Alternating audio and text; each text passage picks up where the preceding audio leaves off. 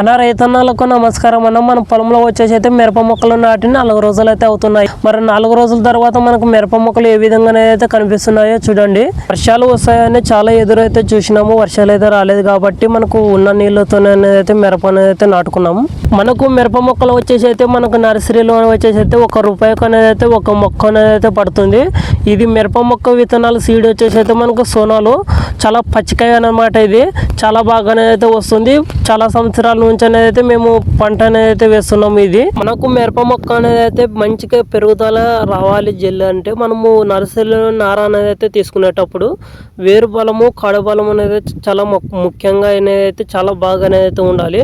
వేరు భాగం అనేది అయితే ఎక్కువైతే ఉన్నట్లయితే మనకు భూములు ఎక్కువ అనేది అయితే పోసుకునే జల్లి ఏరు పోసుకునే సమయం అనేది అయితే ఉంటుంది.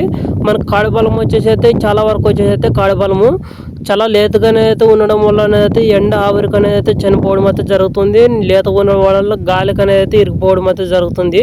ఈ విధంగానే అయితే మనకు నష్టం అనేది అయితే ఉంటుంది. మొక్క అనేది అయితే జల్లి అయితే రావడానికి చాలా కష్టమైతే పడుతుంది.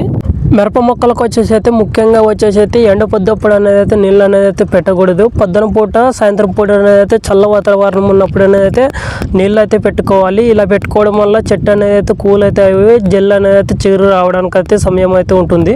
మొక్కలు నాటి 60 రోజుల తర్వాత అనేది అయితే మనకు మొక్కలకు అనేది అయితే మందు స్ప్రే అనేది అయితే చేయడం అయితే జరుగుతుంది. అలాగే వచ్చేసి అయితే ఏరు అనేది అయితే పోసుకోకపోవడం వల్ల అలాగే వచ్చేసి అయితే మనకు ఎరుపురుగా జర్ర మిడత ఇలాంటివి అనేది అయితే భూమిలో ఉన్నా కూడా మనకు మందు ఎరువు అనేది అయితే ఉంటుంది.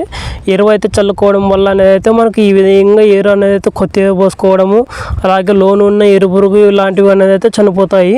ఇలాంటి రైతులకు పంట ఇన్ఫర్మేషన్ కావాలంటే మన ఛానల్ అనేది అయితే తప్పకుండా అయితే ఫాలో అయితే అవ్వండి. సబ్స్క్రైబ్ అయితే చేసుకొని చిన్న లైక్ అనేది అయితే వీడియోకి